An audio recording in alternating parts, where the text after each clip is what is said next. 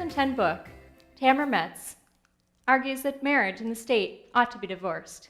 Governments have not always been in the business of regulating relationships, and Metz argues that perhaps it's time for them to stop.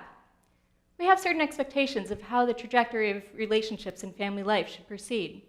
Young people meet, fall in love, buy a diamond, and then get married. After a certain time, stickers start to appear on the backs of their vehicles.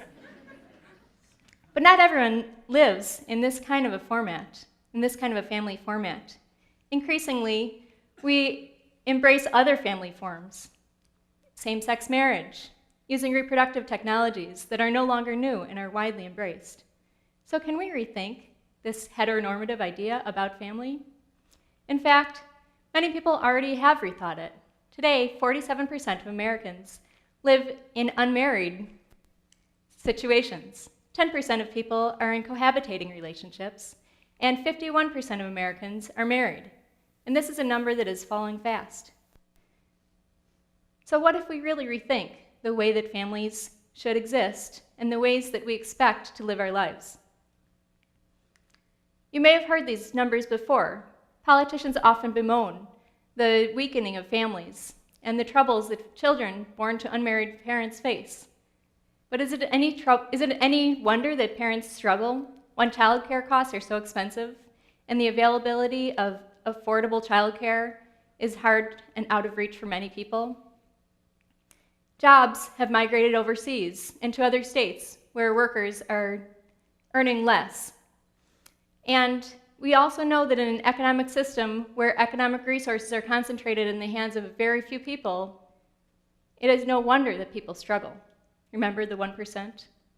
Also, we see in Europe, there are also many people that cohabitate. There are many children that are born to unmarried parents, but the same kinds of social problems and pressures are not quite the same as they are in the United States. So we have very strong educational systems. We see parents that enjoy parental leave and a guaranteed return to their jobs after that parental leave ends. In fact, we see that these subsidized childcare systems and other social benefits really help people enjoy a robust life, not necessarily tied to the institution of marriage. So critics see US politicians focus on family as nothing more than a convenient political trick that refocuses attention away from crucial policy issues and onto an institution that few people can really oppose. After all, who can oppose the importance of family? Historian Stephanie Kuntz has argued that families, the way that politicians conceive them, have never really existed. That's not the way that we live today. That never really was the way we lived before. And so we see in Native North America, there are many societies who do follow matrilineal family structures. The Iroquois and the Hopi and many other Native groups do not have the kind of nuclear family marriage that only aligns with a new small household. Instead, they have an extended family system or a matrilineal system that traces descent and property through the woman's line. So maybe it's time for us to think about shattering our expectations of how people should live, how families should function, and rethink the way that this institution plays a role within our lives.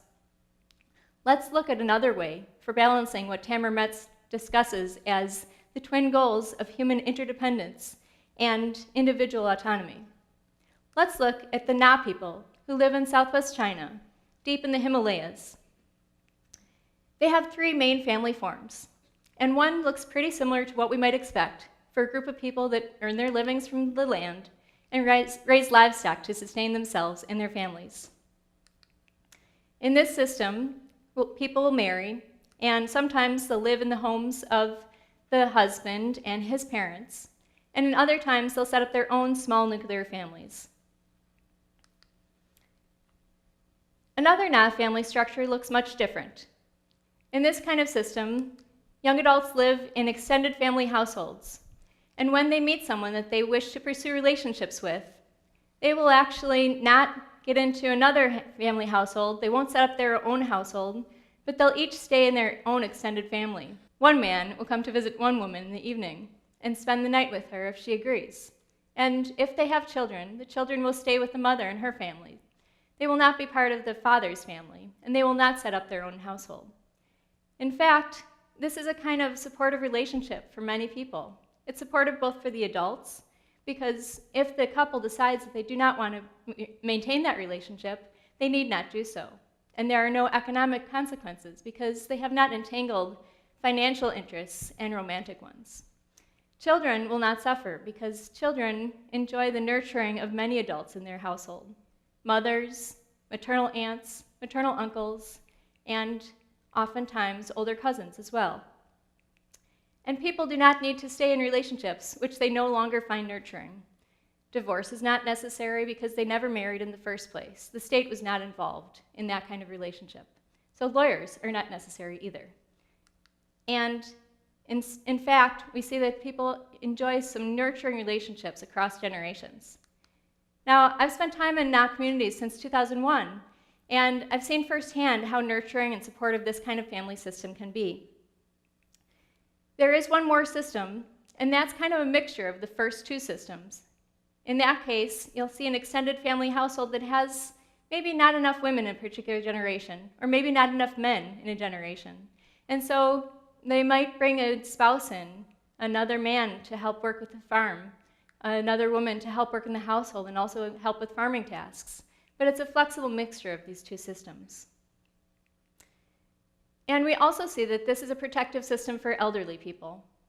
In fact, people, even if they do not wish to pursue sexual relationships, if they do not want to develop their romantic lives, they can still find solace and comfort in this extended family, where they will play roles as aunts or uncles and really still have an important role in the family. As they grow older, they can also rely on and expect to rely upon the efforts of the younger generation to sustain them in their old age. Now, it's not all rosy in the Na communities, and in a lot of cases, when we have these kinds of fascinating different kinds of ethnic systems, we see tourists and researchers and media producers start to come and spend time in the communities. And this has happened in Na communities too.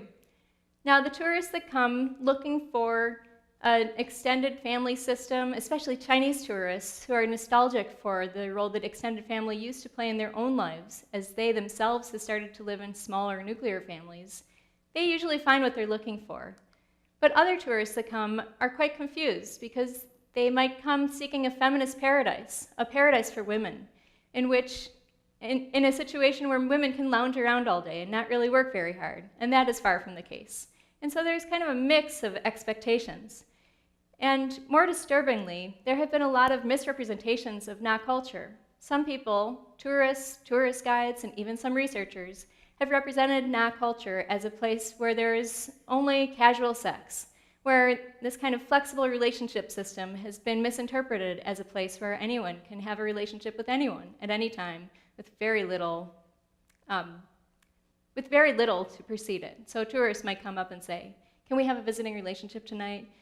In which case they will often be slapped, but it's not really like that. And my Na friends are deeply offended by assertions that they have no fathers, that they do not know who their fathers are. In fact, many Na people do know their fathers. I would say almost everyone knows their father, and many have close relationships with their fathers, despite not living with their fathers in the same household. So we need to be careful of the kinds of stereotypes about these communities.